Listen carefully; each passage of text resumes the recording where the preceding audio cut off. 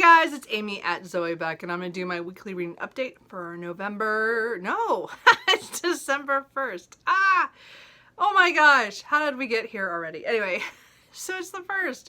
Oh, that's right, I finished Nano yesterday. I'm so excited. So, I did post on my social media that I finished Nano. I ended up with just over 51,000, around 500. I can't remember what the number was. I did a little bit extra last night at my writing group, so that was really fun. I'm glad I made it. Again, it was a mismatch of a story I started that I abandoned, and then I wrote for a couple weeks just on anything that came to mind every time I sat down.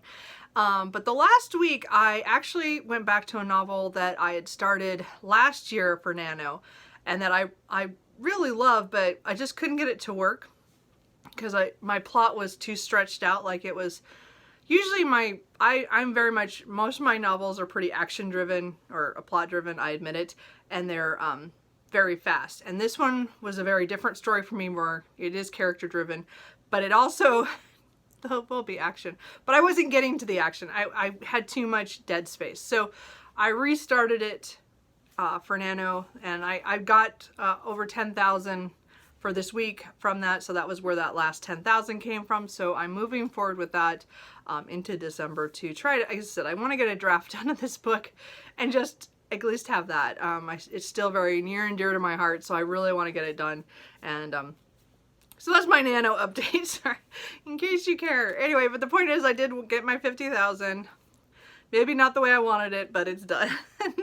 But I am going to continue writing, which is really good for me. I'm feeling the joy of writing again. So this year has been hard on me that way. I just have not felt like it. And this is the first time and for a while that I've wanted to sit down and write. So probably after I film this, I will be doing some writing. Anyway, so November was really good for that. So nonfiction November went really well for me. I did overall finish 12 books that were nonfiction. So maybe not as good as last year, because I think last year I did like so well. I did like 17. I don't know what happened that month, but I still did really well for me. I didn't follow my TBR. I don't think that's a surprise to anybody. But if we look back, I probably did read stuff for the prompts. It was just, I really read what I felt like, and as I said, I got through 12 books. 3 of them, or 2 of the audiobooks I finished, and then audiobook I'm still in the middle of, but that one doesn't count. But I did read a lot of physical books, mostly a little bit more from the library than I probably should have, but I'm glad I did those. Anyway, so overall, nonfiction November was a success as well. So November went really well, even though it flew by. And of course, Thanksgiving was this last week here in the US, and that was great. Again, family, it's always fun. We did go around and say, what are we thankful for? And I said, I'm thankful for family and books, because that's how I was feeling. Anyway, so I've had the rest of the weekend off. I didn't have to work Friday. I mean, I had a vacation day because we weren't open. So it's been really nice. Again, I caught up on my writing and I got that done, and I hung out with my friends yesterday. So today I'm going to be kind of just lazy. Probably. I still have leftover turkey stuff, so I'm going to have that for lunch. Turkey sandwich and stuff, and so I really shouldn't have to cook much today either. So today, after I finish filming and do a little writing, I can read all day and watch all the new Vlogmas videos. So I am not doing Vlogmas, just in case you thought maybe I might. I don't have that many ideas, so maybe next year, if I think about it a little ahead of time. I am going to attempt to vlog a little bit this December. I haven't vlogged in quite a while, so I thought maybe I would do something like that. We'll see what comes. I don't know what I'm gonna do. So anyway, that was a really, really long intro. I am so sorry. So let's get into the books. So I'm gonna talk about the books that I finished, the ones that I am in the middle of, and then the ones I might pick up in the next week. Well, one of them I'm for sure gonna pick up, and then the other ones they're kind of options. We'll see what happens. So the first book I finished was The Year of Magical Thinking by Joan Didion, and I finished this on Sunday. I had started it, I think, on Saturday, and then I thought, well, I was going to try to get it done on Sunday, and I did. I pushed through it. I not like pushed through it as in bad. I had a lot of time, and I watched a lot of BookTube instead, instead of reading, but I did make it to the end of this. This is my first Joan Didion book, and this is a book that I've been seeing around again for a couple of years here on BookTube. And my cat is scratching my chair. Hey, Cooper! Hey! Anyway, so I just, now he's on top of the chair. Anyway, I had never read anything by her, but I've always wanted to, just because she's one of those names that, you know, you hear about. And I was more interested in her nonfiction than her fiction at this point. So I finally picked this up at a library sale. So I'm so glad I picked this up. It was such a good portrayal of grief, and it just hurt that she had so many things happening within the same year. I really enjoyed this. I didn't quite give it 5 stars. To me, it wasn't quite to that. Like, it didn't blow me away that much. But I thought it was so beautiful in parts. You can tell that, you know, she's a professional writer, and, you know, that's what she does. And it was really a good portrait of a marriage and the, you know, the ups and downs and things that are going on, you know, and then dealing with the aftermath of when one of them passes away. And I thought it was really well done, and I do recommend it. I do think it was an excellent book in that way. I did read some reviews after I was done. Of course, I don't read any reviews before. I don't want to be spoiled. But there was a lot of name dropping in here, and I have another book that I'll be talking about here in a second that is the same thing, the name dropping. But you have to understand that these people know these people. They're not just name dropping them because, you know, they can. They know them. They're their friends. That's their circle that they run in. And I might think that's kind of weird, but, like, I mean, again, like, I knew who her brother-in-law was because I used to watch him on, you know, I don't remember what channel it was on, but you know, he had a TV show, so I knew who he was. And so it wasn't like name dropping me, because I knew who that was, and I knew about what happened to his daughter, and it was mentioned in here. And it was just like one of those things where I could see where someone would think, oh, she's just throwing out all those people's names, but she knows these people. These people were in her life at that time, and or through her career that it talks about. Anyway, yes, Cooper. Yes, Cooper. Anyway, he's here a little early this time. So I really enjoyed that. So the next one I picked up was A Moveable Feast by Ernest Hemingway. So this is one. So Hemingway I read a lot in college, and then I haven't read a whole lot of his stuff in a really long time, and I kind of now want to get back to that. Not because he was one of my favorite writers in that way. God, you're driving me crazy. But I do like his style. It's different, you know, as I said, very sparse. So this was very much like that. So again, I read these 2 memoirs back to back. Maybe that wasn't the best idea, but they're both, like, as I said, they both do a lot of name dropping. Again, he talks about Paris in the 1920s, when he and his first wife lived there, and he's just trying to get on his feet, trying to actually make a living, writing and stuff. So he wrote, like, these are like pretty much vignettes about different things, about different places in Paris, and then some of their vacations, or, you know, places that they went and the things that happened. And he's, you know, he doesn't really, like, in the end, he's not really giving away a huge amount of stuff, but it is interesting to see his take on people like Gertrude Stein and Ezra Pound and James Joyce and, oh, there was another one, Ford Madox Ford. Okay, so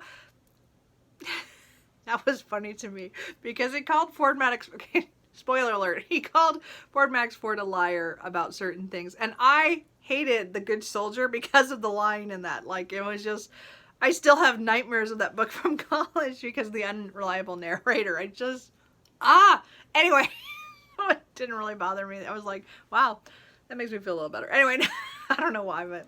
So this one, again, had a lot of name dropping as well. I still think it was a beautifully written, it is really good. I would read some of his other nonfiction stuff. I don't know, I haven't really looked into what those are, but it also made me realize how much, I've read some of his short stories, and I've read a couple of his novels. Again, The Sun Also Rises, he talks about in here a lot because it was during this period that he wrote that. And that's the one I've read twice because I was kind of a little obsessed with the movie at one point. back in the day. The one with, oh, his name went right out of my, Tyrone Power. Anyway, so I just, I really enjoyed that movie. So I had read the book and I read it I read it at least twice. So I did really like this, and I'm glad I did read it. It did make me pick up another book, which I'll show you in a little bit. Actually, it made me, actually another book, you know, because there's a couple books in here I put on my wish list due to this one. So this book, even though it was like name dropping, it was also kind of making me think of writers from this generation and a little bit before that, and talking about their influences. Because again, this is such a beautiful portrait of Paris, but you know, from someone who doesn't have a lot of money, and their love of it, I think. And it was just, it was really interesting. I really liked that. And then I didn't want to pick up the George Orwell. I was going to read Down and Out in London and Paris, or Paris and London, whichever way that goes. And I was just like, after reading 2 memoirs, I just couldn't do another one of that magnitude. Oh, cat. Cooper. Anyway, so I picked up a different book for Gone with the Book. That was Mel's, from Mel's Bookland Adventures, her readathon, that was readathon. That was the last week of September, October, and November. So I failed the last 2 months. One, because I was reading other stuff, so I didn't get a chance to pick something up. The next month I DNF'd the book that I had picked because I hated it. And so I was like, well, what am I going to read? And I first thought A Movable Feast would work, but he didn't write it till the 60s, so that doesn't work. He's looking back at the 1920s, but he didn't write it till the 60s. So I was like, darn it, that didn't work. So I picked up Ethan Frome by Edith Wharton. Now, I have not read anything by her. This is my first book of hers. I do have a couple other ones on my shelf called One Summer, and I think I have The House of Mirth somewhere. But I don't have the Age of Innocence yet. But anyway, but the point is that I wanted to try her because, again, this is an author that I was never required to read her, so I felt like I missed her in my you know, college years, and so I did want to pick one up. And Ethan Frome is the one that a lot of people talk about, and I'm not quite sure why. So it's not that I hated this book, and it's not, and I definitely didn't love this book. It was a weird book to me. Like, to me, I mean, again, it might be because it's short, and it was only 120 some pages, and anytime a book is short, I potentially have issues because I feel like things are not explored enough. Not that I wanted this book longer, but it deals with Ethan Frome, and there's a I think he's an unnamed narrator who kind of starts and ends the story by saying, you know, he's moved to the area for work, and he notices Ethan Frome, and he's kind of curious on, you know, why he's so down, and he's his body's kind of messed up because of an accident, and he kind of learns from other people what happened, but not really what happened, just kind of, they're vague. And then he gets to know Ethan from hiring him to drive him to and from the railroad station when he has some, during the winter, and then he gets trapped with, well, not trapped, but he gets taken home for one night when there's a blizzard to Ethan Frome's home, and so he gets the story of what happened. Yes, kitten. Oh my God, he just about fell off and clawed me as he went. Anyway, he didn't, but he almost did. Anyway, so this is as I said, I went into this really blind. I'm not sure that was the best way to go, but I mean, again, a lot of times I say that about classics. I think it is. I probably is still the best way to do this. I don't know.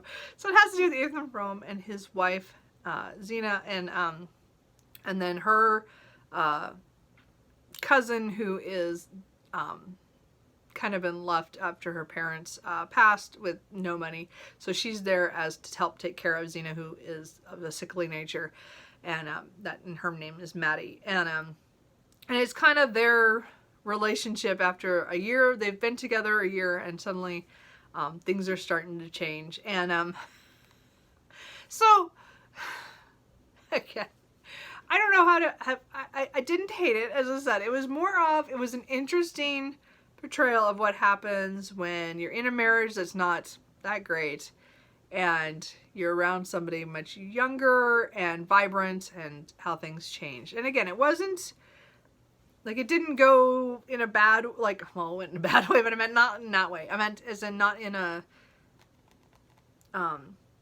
like a, I mean, again, I read Lolita the other, last year, or this last year. So it's just, it's not like that. It was just, I mean, it's definitely, it was done really well. And I think we get to really know Ethan and his thoughts and feelings. And I thought I really liked that about that. I wasn't quite sure about the women in his life. But he was really clear.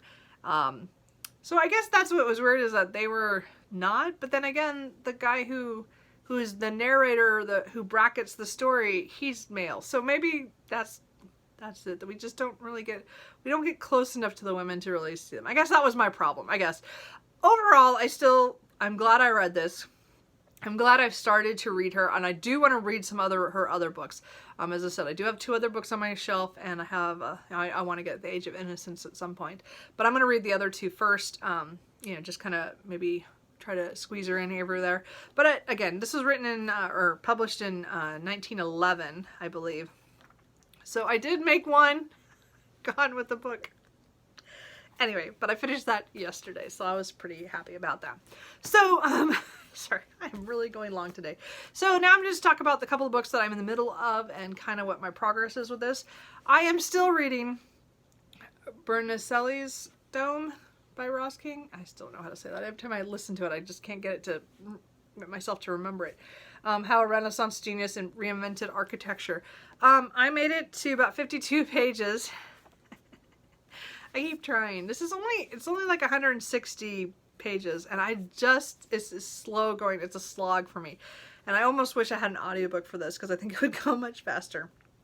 I am learning stuff about this, but I have to, because now I'm not in November anymore, and I don't want to set this down and think I'm going to come back to it, because I just don't think I'm going to. So, this next week I have certain plans, which I'll tell you about, but maybe the week after I might plan to have, like, this is a book I have to read every 5 or 10 pages a day just to get it through. And I mean, again, I have just over probably 110 pages to read. And I want to finish this book by the end of the year. It's very fascinating. I'm just not big into architecture. But I like the history part of this, because this is I can't remember now. It's like early 1400s. Yeah. And it's fascinating on a history level, as well as, again, with the architecture, but I'm just not big on the architecture part, because I don't know enough about that stuff. So anyway, I think this is just a little drier than I was hoping, but I think it's mostly on my side. It's like, I just don't know enough. And as I said, the history part's good. And the book is the pages are dense. I mean, anyway, so I'm going to continue trying to get this through December. I still want to finish it by the end of the year. So as I said, I probably am going to have to get to the point where I read 5 or 10 pages. I'll figure out. It'll probably have to be 10 pages, so that it takes 10 or 11 days to get through it and just get it done. But I'm not going to probably do it in the next week, but maybe next week. We'll see. So hopefully I'll get that done. I did put a pause on my audiobook for John Adams by David McCullough. I got to about 256 in the audiobook, but I still have like 20 hours, and I was tired after doing the first over 10, whatever I had. I don't remember what it was. It was so long, and I just needed a break. And again, big audiobooks are hard for me. Shorter ones, yeah, I know.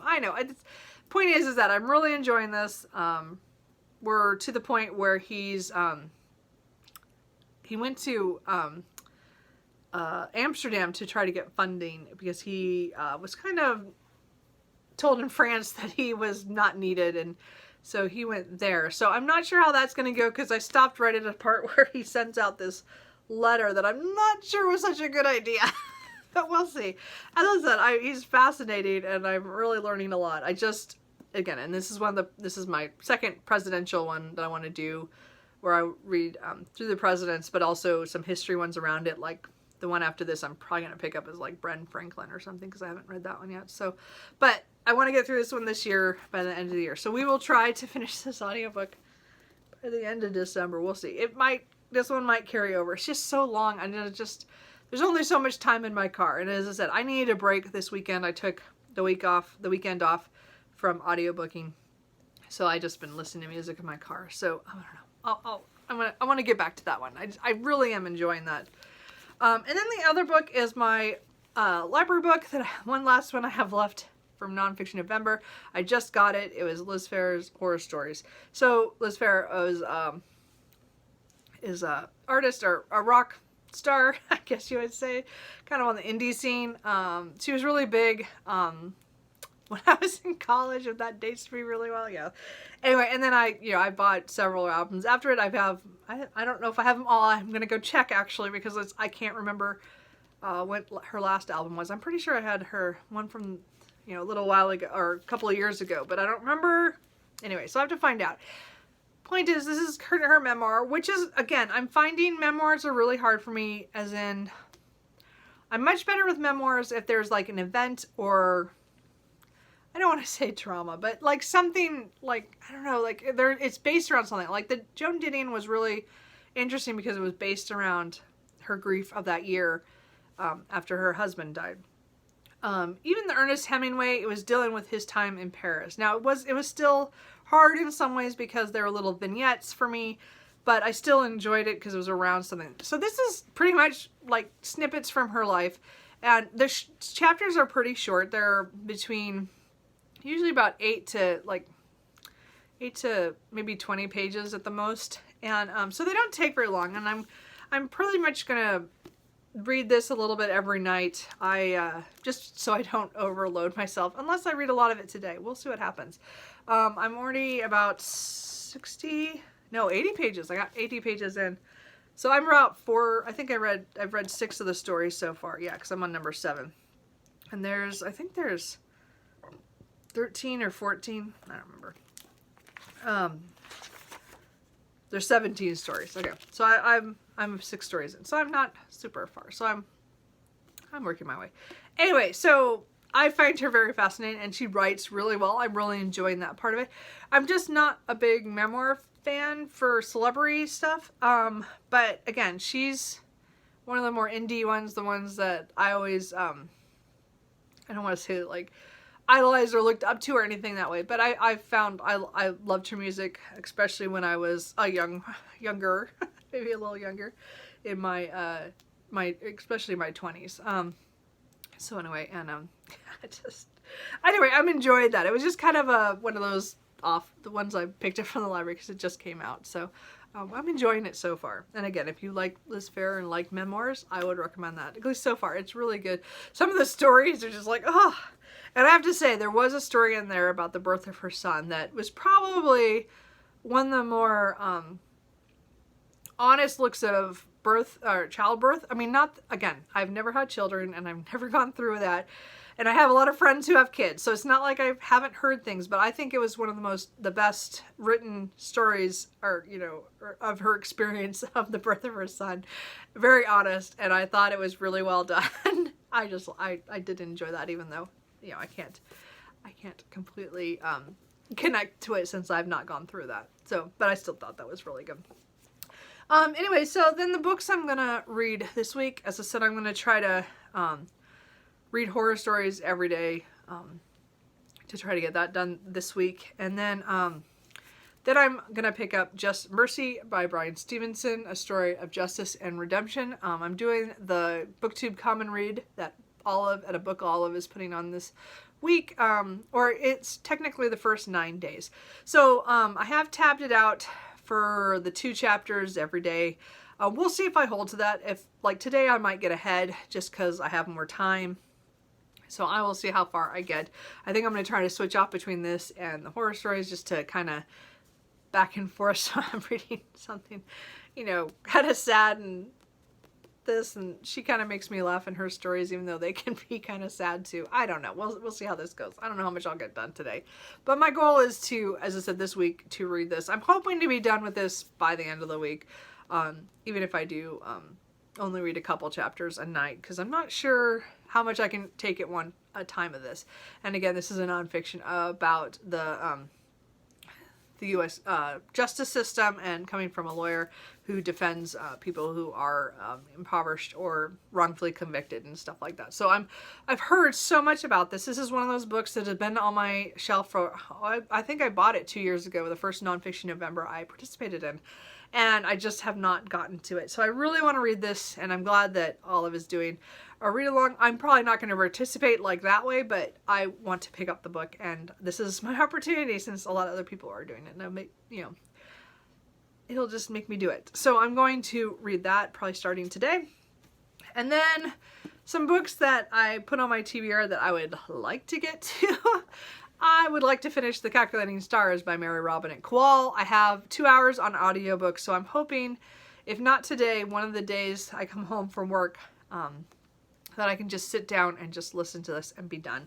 Again, the book is great. I really like this. Is alternate 50s, where a meteor hits off the shore of the East Coast and wipes it out, and so then it's the race to get off the planet.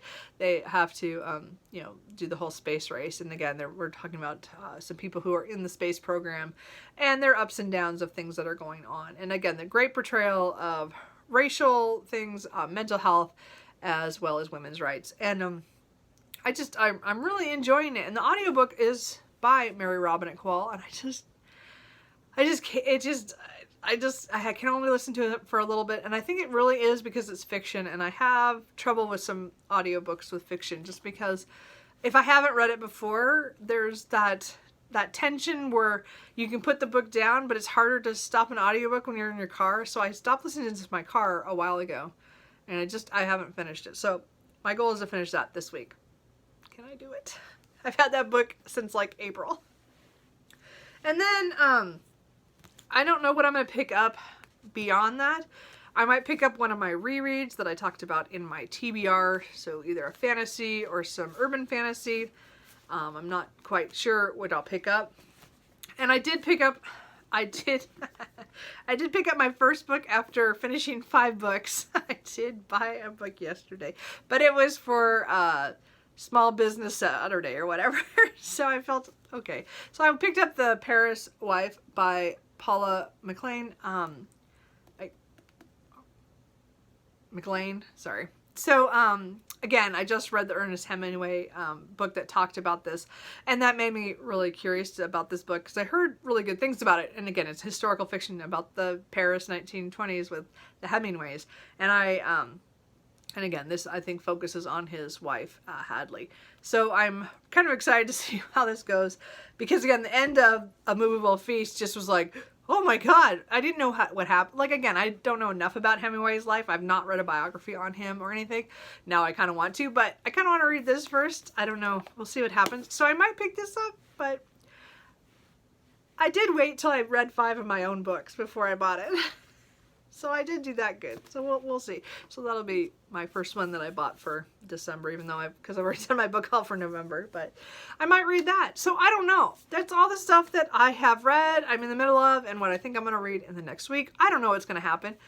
Work shouldn't be crazy, so there's potential for me to get a lot of reading done this week. Again, Nano is done, so I'm not focusing so much on my writing, but I am going to continue to write during the week. Maybe not every day, because that is hard on me. I'm very much, I read and I write, I usually in a little bit more spurts, so I might do a couple times during the week and then focus on the weekends like I used to. We'll see what I'll do. If not, I'll just come home every day and at least write 15 minutes, and I make some progress. We'll see what happens.